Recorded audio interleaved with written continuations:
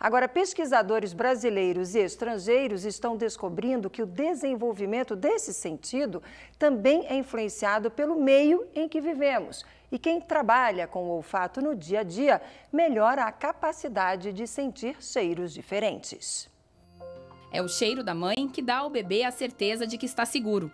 Nos alimentos, o odor estimula o nosso paladar, nos estimula a saborear uma melancia, por exemplo. O cheiro também serve de alerta, como quando começa a chover, e nos transporta para antigas memórias. Pela televisão dá para ver e ouvir, mas não dá para sentir cheiro. Se isso fosse possível, você estaria sentindo o cheirinho perfumado deste laboratório. É aqui que a perfumista testa as combinações de ingredientes que vão dar origem às diferentes fragrâncias. Verônica é perfumista de uma importante marca de cosméticos. Para criar uma fragrância, ela conta com os anos de experiência e cheiros que acumulou. O perfumista, ele volta na sua memória olfativa, que é um banco de ingredientes que ele cheirou a vida inteira, desde o dia que ele nasceu. E ele vai, por exemplo, trazendo de sua memória os ingredientes, por exemplo, cheiro de água, cheiro de praia, cheiro de maresia, se for compor uma fragrância aquosa. Um perfume é um conjunto de acordes, então acordes frutados, às vezes um acorde amadeirado, um acorde aquoso.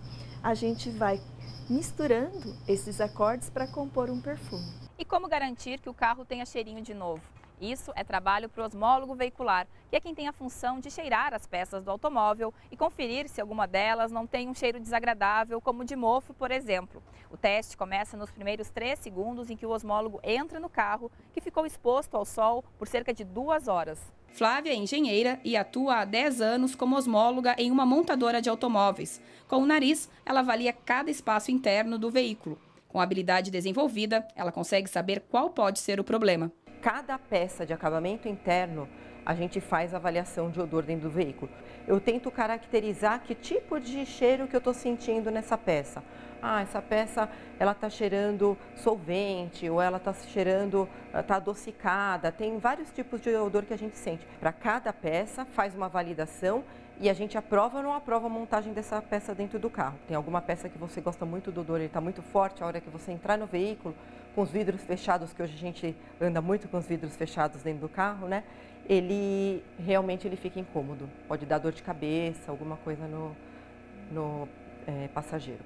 Este pesquisador da Unicamp trabalha na pesquisa que descobriu novidades com relação ao olfato. Com testes feitos em ratos, cientistas dos Estados Unidos, do Reino Unido e do Brasil descobriram que o ambiente onde o indivíduo se desenvolve tem grande contribuição no crescimento das células capazes de identificar cada cheiro. A história de vida ajuda a melhorar o olfato. É como se cada pessoa tivesse uma habilidade própria de sentir cheiros, como uma impressão digital, com a diferença de que essa habilidade pode continuar sendo desenvolvida. A pessoa que experimenta sensações de forma rica, né? Experimenta diferentes tipos de alimento, participa de diferentes tipos de ambientes, né? Sai para diferentes lugares, convive com diferentes famílias, essa pessoa está exposta a mais odores. Ao estar exposta a mais odores durante sua vida, vai ter dentro do nariz células de mais tipos capazes de detectar essa imensa variedade de cheiros. Em contrapartida, uma pessoa que tem uma vida sensorial pobre, está exposta só a alguns poucos tipos de moléculas aqui e ali, convive num ambiente familiar restrito, come sempre os mesmos tipos de alimentos, ao longo da sua vida vai desenvolver o sentido do olfato menos apurado. Tá aí, para a gente falar mais sobre esse assunto, estou tendo o prazer de receber hoje aqui no nosso estúdio o professor Pedro Calabres. Ele é sócio-diretor da Neurovox e também pesquisador do Laboratório de Neurociências Clínicas da Escola Paulista de Medicina da Unifesp. Professor, boa tarde, obrigado por ter aceitado o nosso convite. Eu que agradeço. Por que o cheiro, por que o olfato desperta tanto a nossa memória? O olfato, ele é o primeiro sentido que existiu na natureza. Na evolução do cérebro das espécies, ao longo dos milhões de anos de evolução, o olfato foi o primeiro que surgiu. Então, o olfato, ele é muito primitivo. E as emoções também são muito primitivas. Muito antes de haver cérebros que são racionais, já havia cérebros que eram puramente emocionais.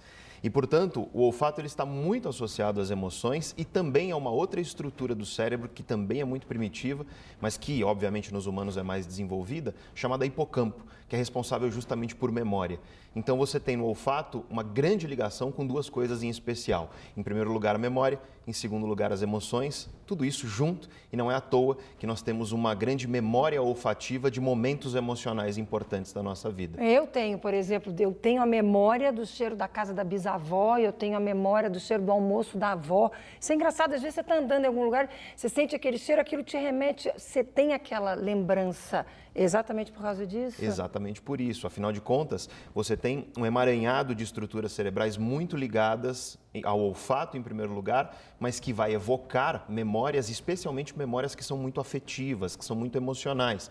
Então é muito comum você, por exemplo, lembrar do cheiro do perfume da sua primeira namorada. E aí você está andando pela rua 20 anos depois, passa alguém próximo com aquele perfume e você recupera aquela memória instantaneamente. O cheiro do bolo da avó e por aí vai. Pãozinho da padaria. Exatamente. Tudo recupera memórias afetivas, porque essas memórias foram meio que coladas pelas emoções e o olfato foi a porta de entrada dessa memória. Não tem como a gente desenvolver o olfato? Sem sombra de dúvida, como tudo na vida, você desenvolve através da prática, você desenvolve através do uso.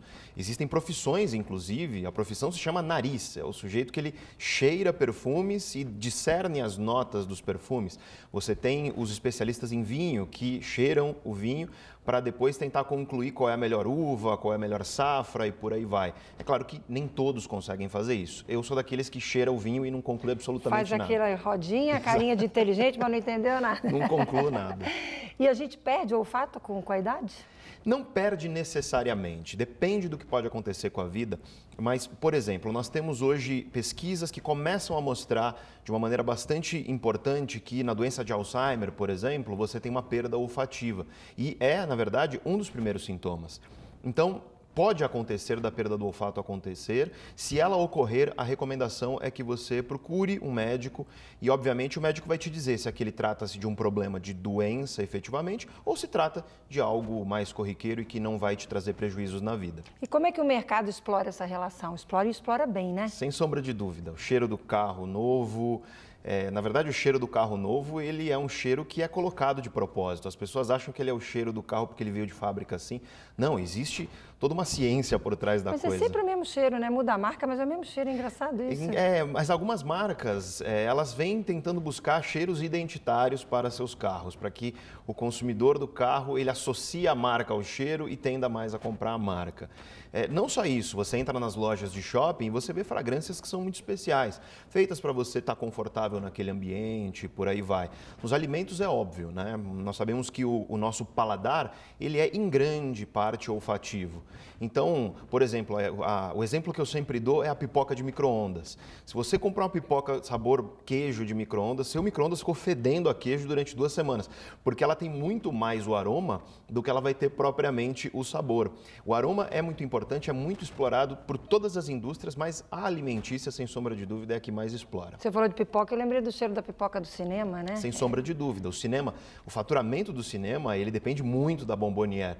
Então, obviamente, ele vai querer te atrair para essa bombonière. Se você está no shopping, quando você está subindo a escada rolante, já vem aquele cheiro que te atrai, que te compele a comprar a pipoca. E qual é a dica para as mulheres? Tem um perfume só ou pode variar e ter vários cheiros? Qual é a sua dica? Então, em geral, a identidade é sempre melhor quando ela é consistente. Consistência é uma coisa muito importante para todo tipo de identidade. Por exemplo, a tua identidade profissional, como você se porta no ambiente profissional. Não é legal você ser uma pessoa errática, que um dia é de um jeito e do outro dia é de outro. Bacana. Explosiva, muito diferente. Então, talvez no olfato a recomendação seja também você ter uma identidade olfativa. Eu tive um chefe anos atrás, numa outra televisão que eu trabalhei, que eu chegava na redação, sem me ver, eles eu dizia Márcia Dutra, pelo mesmo perfume sempre. Isso é um negócio engraçado, você está falando, eu estou me lembrando disso. Era a minha marca, naquele momento, aquele perfume, né? Eu uso o meu perfume há 10 anos o mesmo, então... Esse que eu uso, eu já uso há 23 anos o mesmo. Isso.